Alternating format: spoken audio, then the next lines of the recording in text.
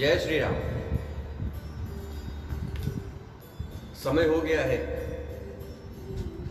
जैसे बच्चे रोज स्कूल जाते हैं, शिक्षा ग्रहण करते हैं, उसी तरीके से हमने भी एक नियम बना लिया है कि हम ज़्यादा तो नहीं, लेकिन रोज कम से कम आधे घंटे बैठ करके अपने शास्त्रों का अध्ययन करेंगे। अब जब करेंगे तो फिर अकेले क्यों, सब लोग साथ मिलके करते हैं। कल हमने 164वां श्लोक 164वीं सूक्ति के 23वें श्लोक तक का अध्ययन हमने कल किया था। आज हम 24वें श्लोक से आगे बढ़ेंगे और आप सब लोग अगर जुड़े हैं तो शुरू से साथ में रहिएगा। कई चीजें ऐसी हैं जो कि बड़ी मुश्किल लगती हैं समझने में, लेकिन जब हम उसके अंदर प्रवेश करते हैं तो चीजें वास्तव में उतनी मुश्किल होती नहीं है। बस खाली एक संकल्प की जरूरत होती है कि हम उसको शुरू करें, हम उसको स्टार्ट करें। तो आइए चलते हैं सूक्ति 164 के 24वें श्लोक की तरफ। इसमें गायत्री छंद से प्राण की रचना की किसने की? परमात्मा ने की। परमात्मा ने गायत्री छंद से प्राण की रचना की। ऋचाओं के समूह से सामवेद को बनाया, जिसका अध्ययन करना भी हमको बाकी है।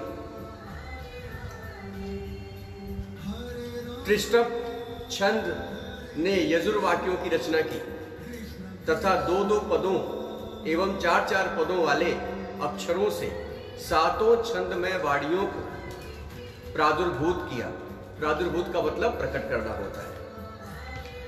आगे मैं आपको श्लोक बाय श्लोक हर चीज बता रहा हूं, क्योंकि ज्यादा अगर हमें मालूम होता है तो कम चीजें याद रह जाती हैं, लेकिन जब सुनेंगे ही हम कम तो हमें कितना याद रहेगा। आगे 25वें श्लोक में कहा गया है, गतिमान सूर्य देव द्वारा प्रजापति के द्युलोक में जलों को स्थापित किया है। गतिमान सूर्य देव द्वारा प्रजापति ने द्युलोक में जलों को स्थापित किया है। वृष्टि के माध्यम से जल सूर्य देव और पृथ्वी संयुक्त होते हैं। वृष्टि के माध्यम से जल सूर्य देव और पृथ्वी संयुक्त होते हैं, तब सूर्य और द्युलोक में सन्निहित प्राण जल वृष्टि के द्वारा इस पृथ्वी पर प्रकट होता है। गायत्री के तेन पर अग्नि, विद्युत और सूर्य यानी पृथ्वी, द्यु और अंतरिक्ष, ये तीनों उस प्रजापति की तेजस्विता से ही ये तीनों पद बलशाली होते हैं, ऐसा हमारे शास्त्रों ने कहा है। आगे 26वें श्लोक की रचना करते हुए कहा गया है, दुग्ध। दुग्ध का मतलब यहां पर सुख से है। दुग्ध प्रदान करने वाली गौ, यहाँ पे गाय का मतलब है प्राकृतिक प्रवाहों से, जो कि प्रकृति हमें देती है। दुग्ध प्रदान करने वाली गौ का हम आवाहन करते हैं, यानी सुख प्रदान करने वाली प्रकृति का हम आवाहन करते हैं। इस गौ के दुग्ध से, इसका इस्तेमाल करके हम कुशल साधना कर पाते हैं। सविता देव हमें दुग्ध यानी श्रेष्ठ प्राणदान प्रदान करें। तपस्वी एवं तेजस्वी यानी इसके लिए यूज किया गया है जीवंत साधक के लिए। जीवंत साधक ही इसको ग्रहण कर सकते हैं, ऐसा कथन है। 27वें श्लोक में कहा गया है, कभी भी वध न करने योग्य गौ माता मनुष्य के लिए अन्न, दुग्ध, घृत आदि ऐश्वर्य प्रदान करने की कामना से अपने बछड़े को मन से प्यार करती हुई, रमती हुई बछड़े के पास आ जाती है। वो गाय मानव समुदाय के महान सौभाग्य को बढ़ाती हुई प्रचुर मात्रा में हमें दूध प्रदान करती है। 28वें श्लोक में आगे कहा गया है, गौ यानी गाय का मतलब यहां स्नेह से कहा गया है। गौ आंख मीचे हुए बछड़े के समीप जा करके रमती है, उसके आसपास जा करके रहती है, स्नेह से प्रेम से अपने बछड़े के पास जा करके रहती है। बछड़े के सिर को चाटने के लिए वात्सल्य पूर्वक शब्द करती है, उसके मुंह के आसपास दूध से भरे थनों को ले जाती हुई शब्द करती है। वह दूध पिलाते हुए प्यार से शब्द करते हुए बछड़े को संतुष्ट करती है।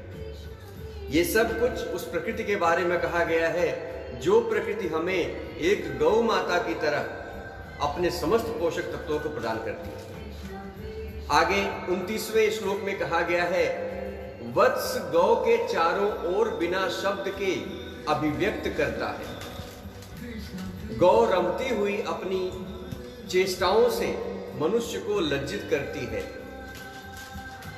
उज्जवल दूत उत्पन्न करके अपने भावों को वो प्रकाशित करती है। आगे 30वें श्लोक में कहा गया है, श्वसन प्रक्रिया द्वारा अस्तित्व में रहने वाला जीव, यानी जो सांस लेता है,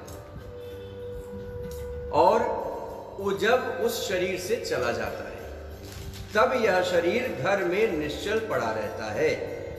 मरणशील यानी मरण धर्मा, जिसका कि एक दिन मरना निश्चित है। मरणशील शरीरों के साथ रहने वाली आत्मा अविनाशी है। अतएव अविनाशी आत्मा अपने धारण की शक्तियों से संपन्न होकर सर्वत्र निर्बाध विचरण करती है। आगे 31वें श्लोक में कहा गया है, समीपस्थ तथा दूरस्थ मार्गों में गतिमान सूर्यदेव निरंतर गतिशील रह करके भी कभी नहीं गिरते हैं। वे अपने स्थान पर हमेशा स्थापित रहते हैं। वे संपूर्ण विश्व का संरक्षण करने वाले हैं। चारों ओर फैलने वाली तेजस्विता को धारण करते हुए समस्त लोकों में विराजमान सूर्यदेव को हम अपनी इन स्वच्छंद आंखों से देख सकते हैं। सूर्यदेव ऐसे एकमात्र देव हैं चंद्रदेव के साथ जिनका कि हम साक्षात दर्शन कर सकते हैं, उनके स्वरूप को जान सकते हैं। आगे 32वें श्लोक में कहा गया है, जिसने इसे मतलब जीव को, जिसने जीव को बनाया वह भी इसे नहीं जानता। जिसने इसे देखा है उससे भी यह लुप्त रहता है। यह मां के प्रजनन अंग में घिरा हुआ स्थित है। यह प्रजाओं की उत्पत्ति करता हुआ स्वयं का अस्तित्व खो देता है। 33वें श्लोक में आगे कहा गया है, द्युलोक स्थित सूर्य देव हमारे पिता और बंधु के स्वरूप हैं। वही संसार के नाभिरूप का मतलब केंद्र बिंदु, वही संसार के नाभिरूप है। यह विशाल पृथ्वी हमारी माता है। दो पात्र कौन से? आकाश के दो गोलार्धों को यहाँ पर दो पात्र के उपमा दी गई है। दो पात्रों के मध्य स्थित सूर्य देव अपने द्वारा उत्पन्न पृथ्वी में इस धरती के गर्भ में जीवन स्थापित करते हैं। 34वें श्लोक में कहा गया है, इस धरती का अंतिम छोर कौन सा है? सभी भुवनों का केंद्र कहां पर है? अश्व की शक्ति कहां पर है? और वाणी का उद्गम कहां पर है? ये हम आपसे पूछते हैं। इस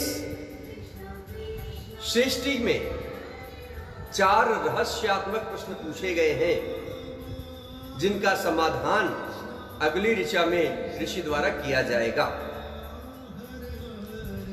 आगे 35वें श्लोक में कहा गया है, ये वेदिका किसकी वेदिका? यज्ञ की वेदिका। ये यज्ञ की वेदिका पृथ्वी का अंतिम छोर है। यह यज्ञ ही संसार चक्र की धुरी है। यह सोम ही अश्व यानी बलशाली की शक्ति का मतलब यहां वीर से लिया गया है, शक्ति है। यही सोम ही बलशाली व्यक्ति की शक्ति है। यह आगे 36वें श्लोक में कहा गया है, संपूर्ण विश्व का निर्माण अपरा प्रकृति के मन, प्राण और पंचभूत रूपी 7 पुत्रों से हुआ है। यह सभी तत्व सर्वव्यापक प्रजापति के निर्देशानुसार ही कर्तव्य का निर्वाह करते हैं। वे अपनी ज्ञानशीलता, व्यापकता से तथा अपनी संकल्प शक्ति द्वारा संपूर्ण विश्व में व्याप्त रहने वाले हैं।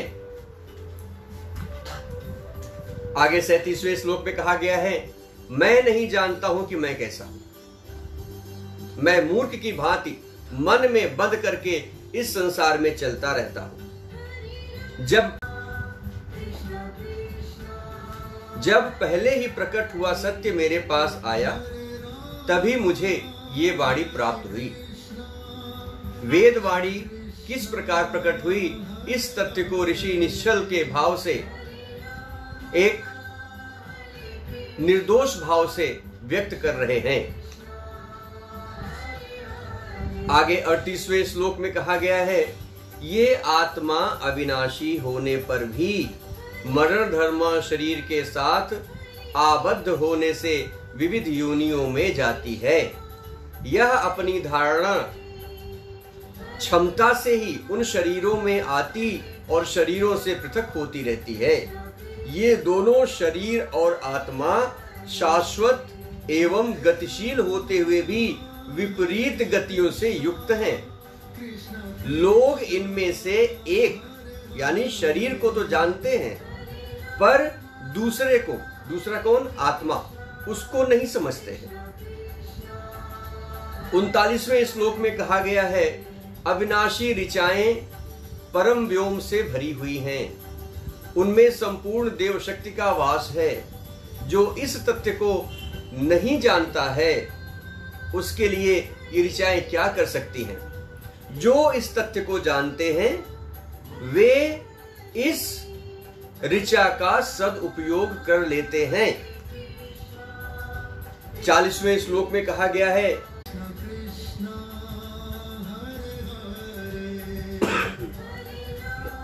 हे अवधनीय गौ माता, ये 40वां श्लोक है। हे अवधनीय गौ माता, आप श्रेष्ठ पौष्टिक घास आहार ग्रहण करती हुई सौभाग्यशालिनी हो। आपके साथ ही हम सभी सौभाग्यशाली हों। आप शुद्ध घास खा करके और शुद्ध जल पी करके आप सर्वत्र विचरण करें। 41वें श्लोक में कहा गया है, गौमाड़ी, गौ निश्चित ही शब्द करती हुई जलों यानी रसों को हिलाती हुई आगे बढ़ती है। हिलाते हुए का मतलब तरंगित करते हुए आगे बढ़ती है। वो गौ यानी गाय हमारी काव्यमयी वाणी, वह गौ 1, 2, 4, 8 अथवा 9 पदों वाले छंदों में विभाजित होते हुए सहस्त्र अक्षरों से युक्त होकर के व्यापक आकाश में संव्याप्त हो जाती है। इस ऋचा में गौ का अर्थ सूर्य रश्मियां भी लिया जा सकता है। वे रसों को संचारित करती हुई सहस्त्र चरण वाली बनकर के आकाश में संव्याप्त होती हैं। आगे 42वें श्लोक में कहा गया है, उन सूर्य रश्मियों से जल प्रवाह होता है। कैसे होता है? बरसात के द्वारा। जिस जल वृष्टि से संपूर्ण दिशाएं प्रसन्न होती हैं, इससे संपूर्ण विश्व को जीवन यानी प्राण मिलता है। 43वें श्लोक में आगे कहा गया है, दूर से हमने धूम्र को देखा, चतुर्दिक व्याप्त धूम्र के मध्य अग्नि को देखा, जिसमें प्रत्येक उत्तम कार्यों के पूर्व ऋत्युगण शक्तिदायी सोमरस को पकाते हैं। 44वें श्लोक में कहा गया है, 3 किरणों वाले पदार्थ। 3 किरणों वाले पदार्थ मतलब सूर्य, अग्नि और वायु। 3 किरणों वाले पदार्थ ऋतुओं के अनुसार दिखाई पड़ते हैं। इनमें से एक सूर्य संस्कार का वापन करता है, दूसरा यानी अग्नि अपनी शक्तियों से विश्व को प्रकाशित करता है, और तीसरे यानी वायुदेव का रूप प्रत्यक्ष में दिखाई नहीं पड़ता है। 45वें श्लोक में कहा गया है, मनुष्यों द्वारा यह ज्ञात हुआ है कि वाणी के 4 रूप हैं। इनमें से 3 वाणियां तीन वाणियां कौन कौन सी हैं? परा, पश्यन्ति तथा मध्यमा। परा, पश्यन्ति तथा मध्यमा, इनमें से तीन वाणियां प्रकट नहीं होती हैं। सभी मनुष्य वाणी के चौथे रूप, जिसका नाम है वैखरी, को ही बोलते हैं। आगे 46वें श्लोक में जो बात कही गई है वो एक ही सत्य रूप परमेश्वर का द्विजन यानी विभिन्न गुणों के स्वरूपों के आधार पर द्विजन विविध प्रकार से वर्णन करने वाली है। उसी को, किसको? परमात्मा को। उसी को ऐश्वर्य संपन्न होने पर इंद्र, मित्र, इंद्र का मतलब हितकारी होने से, मित्र का मतलब श्रेष्ठ होने से, इंद्र, मित्र, वरुण तथा प्रकाशक होने के लिए अग्नि का यहां पर इस्तेमाल किया गया है। अग्नि को कहा गया है। उसी को इंद्र, मित्र, वरुण तथा अग्नि कहा गया है। किसको? इसको समझना जरूरी है। उसी को यानी परमात्मा को। उसी को यानी परमात्मा को ऐश्वर्य संपन्न होने पर, हितकारी होने से, वह परमात्मा भली प्रकार पालन करता होने से सुपूर्ण तथा गरुमान है। 47वें श्लोक में आगे कहा गया है, श्रेष्ठ गतिमान सूर्य किरणें। मैं बता दूं आपको कि बार बार नेटवर्क में कंजेशन है, तकलीफ है, थोड़ा भी मैनेज करिए। मैं काफी मैनेज कर रहा हूं, यहां से बार बार कैमरा बंद हो रहा है। 47वें श्लोक में कहा गया है, श्रेष्ठ गतिमान सूर्य किरणें अपने साथ जल को उठाती हुई सबके आकर्षण के केंद्र यान रूप सूर्य मंडल के समीप पहुंच जाती हैं। वहां अंतरिक्ष के मेघों में स्थित ये जल को बरसाते हुए पृथ्वी को सिक्त यानी सिंचित कर देती हैं। 48वें श्लोक में आगे कहा गया है, एक काल चक्र उसे 12 अरे घेरे हुए हैं। इस चक्र को 12 विभिन्न खंड इसको घेरे हुए हैं। उसी की 3 नाभियां हैं। उसे कोई विद्वान जानते ही नहीं है। जो बहुत ज्यादा ज्ञानी होते हैं उन्हीं को इस बात का ज्ञान होता है। उसमें 360 चलायमान कीलें ठुकी हुई हैं। कालक आकाश में 12 राशियों से घिरा हुआ है। ये जो काल चक्र है ये आकाश में 12 राशियों से घिरा हुआ है। 3 ऋतुएं उसकी नाभियां हैं और 360 अंशों पर वह विभक्त है। अब इस श्लोक का अर्थ दोबारा सुनिए। एक चक्र है, उसे 12 अरे घेरे हुए हैं। 12 अरे मतलब 12 राशियां। उसकी 3 नाभियां हैं। 3 नाभियां मतलब 3 ऋतुएं। उसमें उसे बहुत ही विद्वान कोई जान सकता है। उसमें 360 चलायमान कीलें ठुकी हुई हैं जो 360 डिग्री पर विभक्त है, डिवाइडेड है। आगे 49वें श्लोक में कहा गया है, हे देवी माता सरस्वती, जो आपका सुखदायक वर्ण करने योग्य पुष्टिकारक ऐश्वर्यदाता कल्याणकारी विभूतियों को देने वाला स्वरूप है, उसे जगत के पोषण के लिए आप प्रकट करें। 50वें श्लोक में कहा गया है, देवों ने यज्ञ से यज्ञ का यजन किया। उनका कर्म धर्म प्रथम स्थान है। इससे उन देवों ने स्वर्ग में स्थान पाया जहां पूर्ण काल में साधना करने वाले देवता रहते हैं। 51 श्लोक में लिखा गया है, यही जल ऊपर जाता है। कैसे? तप्त होकर के, तप के गर्म होकर के, और वही जल पर्जन्य रूप में फिर नीचे आता है बरसात के द्वारा।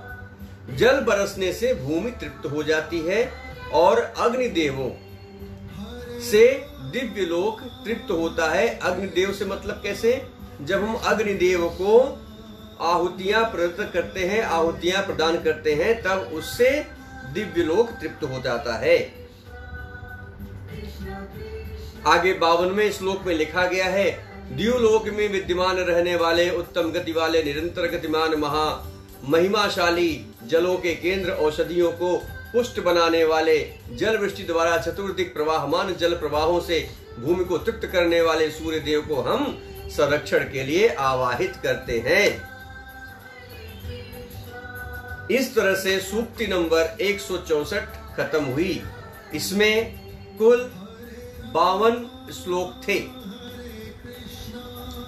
आगे हम चलते हैं, क्योंकि आज समय बहुत कम है, सूक्तियां बहुत बड़ी हो गई हैं, 165वीं सूक्ति की तरफ। इसके पहले श्लोक में यह कहा गया है कि एक ही स्थान में रहने वाले समवयस्क मरुदगण किस शुभ तत्व से सिंचन करते हैं, कहां से आकर किस मति से प्रेरित होकर के ये बलशाली मरुदगण ऐश्वर्य की कामना से बल की उपासना करते हैं। दूसरे श्लोक में कहा गया है, सदा युवा रहने वाले ये मरुदगण किसके स्तोत्रों को स्वीकार करते हैं, किसकी आहुतियों को स्वीकार करते हैं। इन मरुदगणों को कौन यज्ञ की ओर प्रेरित कर सकता है। अंतरिक्ष में बाज पक्षी के समान विचरण करने वाले इन मरुतों को किन उदार विशाल हृदय की भावनाओं से प्रसन्न किया जा सकता है। तीसरे श्लोक में कहा गया है, हे महान इंद्रदेव, आप अकेले कहां जाते हैं, आप ऐसे क्यों हैं, यानी आप इतने महान और पूज्य आप क्यों हैं। हे अश्वों से युक्त शोभनीय इंद्रदेव, आपने सानिध्य, आपके सानिध्य में रहने वालों की आप सदैव कुशल क्षेम पूछा करते हैं। अतः हमारे हित की जो भी बात आप कहना चाहते हैं वो कहने की कृपा करें। आगे चौथे श्लोक में कहा गया है, मननशील स्तुतियों से मेरे सोम मेरे लिए सुखकारी हो। मेरा बलशाली वज्र ऋषियों शत्रुओं की ओर जाता है, ये इंद्रदेव की अभिव्यक्ति है। स्तुतियां मेरी प्रशंसा करती हुई मेरी तरफ आती हैं, दोनों अश्व मुझे लक्ष्य की ओर ले जाते हैं।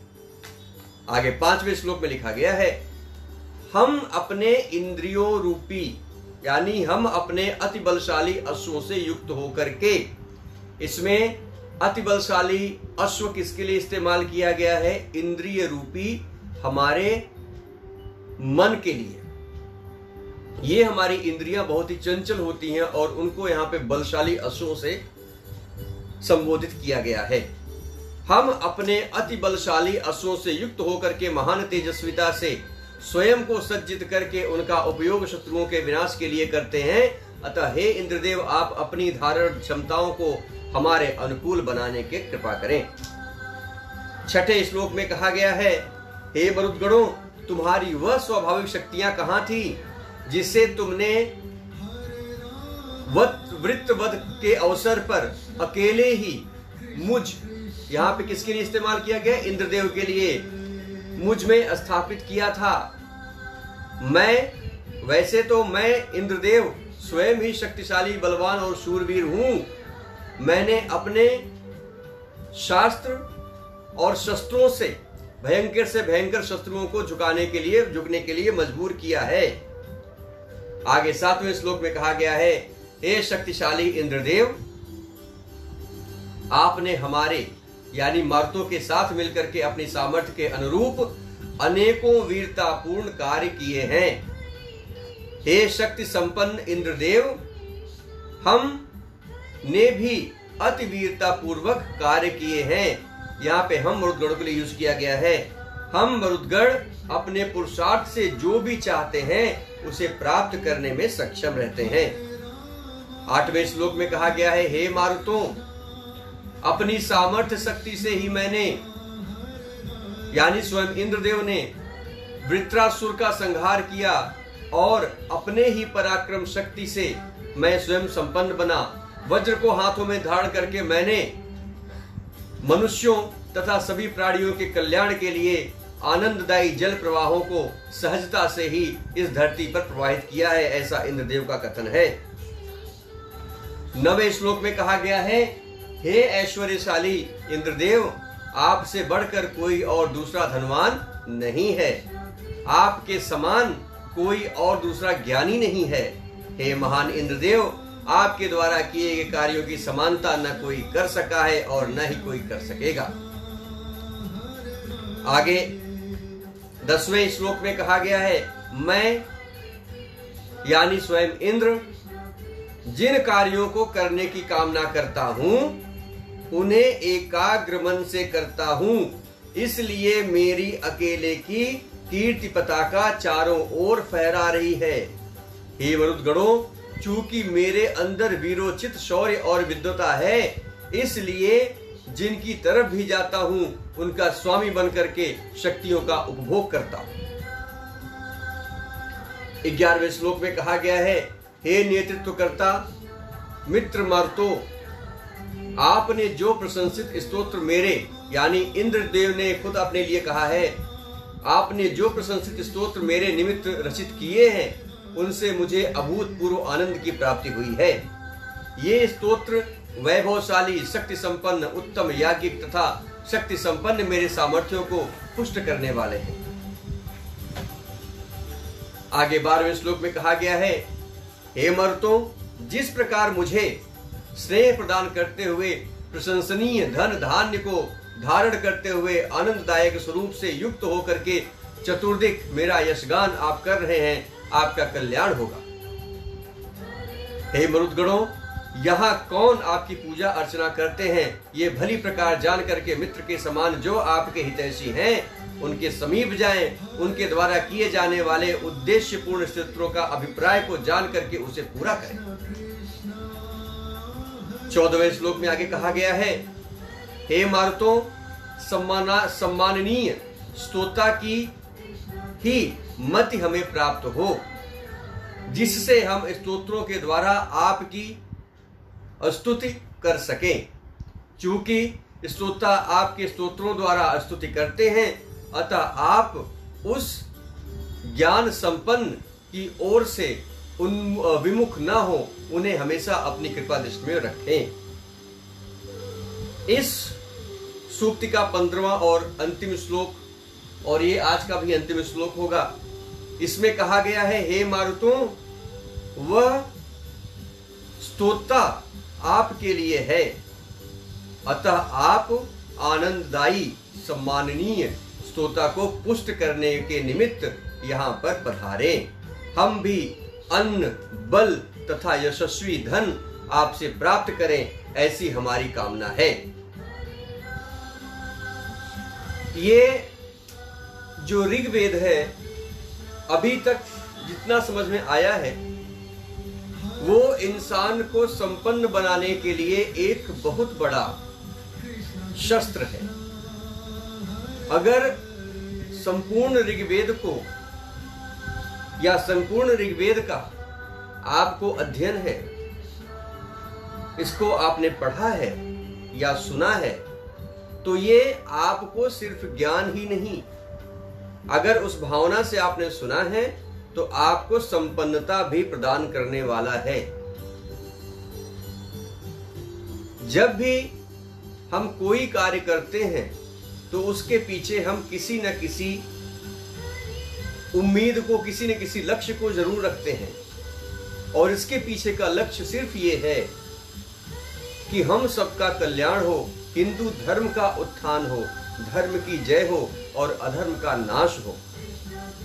हम सबके अंदर धर्म और अधर्म के बीच में जो अंतर है उसे समझने की भगवान हमको क्षमता दें।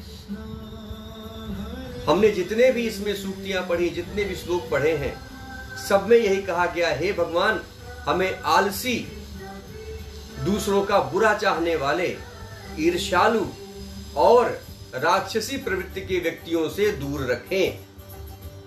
अगर आपके अंदर ऐसी कोई भी चीज है, चीज से मतलब मेरा दुर्गुण से है, ऐसा कोई भी दुर्गुण है, तो उसे त्याग करके देवत्व के मार्ग पे आप आगे बढ़ें, ऐसी हमारी कामना है और ऐसी हमारी भगवान से प्रार्थना है, ताकि आपका मार्ग प्रशस्त हो और आप इसी तरह संसार में अपने जीवन के हर लक्ष्य को प्राप्त करते हुए आगे बढ़ें। इन्हीं शुभ कामनाओं के साथ आपसे विदा लेते हैं। कल फिर एक बार हम आपके सम्मुख उपस्थित होंगे और हम लोग इस अध्ययन को आगे